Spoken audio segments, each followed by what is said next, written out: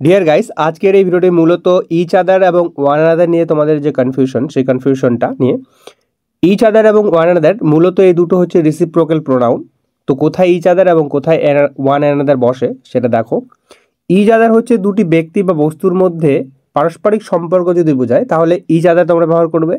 আর দুইয়ের বেশি, সেটা তিনটি হতে পারে বা তিনের বেশি যদি হতে পারে, ব্যক্তি বা বস্তু বোঝায়, তাহলে কিন্তু তোমাদের কিন্তু ওয়ান আনাদার ব্যবহার করতে হবে।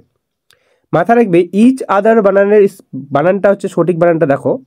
ইচ এবং আদারের মধ্যে স্পেস রয়েছে, এখানে কোনো হাইপেন নেই। কিন্তু ওয়ান অ্যানাদারও ঠিক তাই, ওয়ান এবং অ্যানাদারের মধ্যে স্পেস রয়েছে, এখানে কোনো স্পেস, এখানে স্পেস রয়েছে, স্পেস দিতে হবে, কোনো হাইফেন কিন্তু নেই এখানে। স্পেলিংটা দেখবে ঠিকঠাক করে। তাহলে এক্সাম্পলটা দেখো, তাহলে বুঝে যাবে তোমাদের। আমরা যদি বলি দেখো, ইচ আদার দিয়ে এক্সাম্পলগুলো দেখি। প্রথমত Ram and Sam are talking each other in the classroom. দেখো রাম এবং শ্যাম এখানে দুজন ব্যক্তি বোঝাচ্ছে, তাই ইচ আদার ব্যবহার করবে তোমরা এখানে।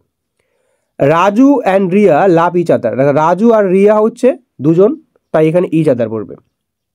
দে হেট ইচ আদার, মাথা রাখবে এই দে মানে আমরা কখনো কখনো দুজনকে বুঝি, আর দে মানে আমরা কখনো দুজনের বেশি অনেকজনকেও বুঝতে পারি। যদি দে মানে যদি দুইজন বোঝায় তাহলে আমরা বুঝবো ইচ আদার। ইচ আদার কখন বলবো? দে মানে যখন দুজন বোঝায় তখন হচ্ছে ইচ আদার। আবার দে মানে যদি অনেকজনকে বোঝায় তাহলে তোমরা ওয়ান আনাদার ইউজ করবে। নেক্সট এক্সাম্পল দেখো, তাহলে ওয়ান আনাদার এক্সাম্পলটা। Ram Sam and Rahim are talking one another in the classroom. দেখো এই ওয়ান আনাদার কেন ইউজ হলো এখানে? রাম, শ্যাম এবং রহিম তিনজন ব্যক্তি বোঝাচ্ছে, সে কারণে কিন্তু এখানে ওয়ান আনাদার। অর্থাৎ দুইয়ের বেশি যদি বোঝায়, ব্যক্তি হোক বা বস্তু হোক, সেক্ষেত্রে আমাদের ওয়ান আনাদার ইউজ করতে হবে। দে হেল্পড ওয়ান অ্যানাদার, দেখো তাহলে আমরা এই দে মানে কিন্তু আমরা যদি দুইয়ের বেশি যদি বোঝাই তাহলে আমাদের কিন্তু ওয়ান অ্যানাদার ইউজ করতে হবে। তাহলে দে মানে কি হচ্ছে? ইচ আদারও বসতে পারি, ওয়ান অ্যানাদার বসতে পারি, কিন্তু আমাকে বুঝতে হবে দুইটা বোঝাচ্ছে নাকি দুইয়ের বেশি বোঝাচ্ছে। দুইয়ের বেশি বোঝালে ওয়ান অ্যানাদার, আর দুজনকে যদি বোঝায় তাহলে ইচ আদার।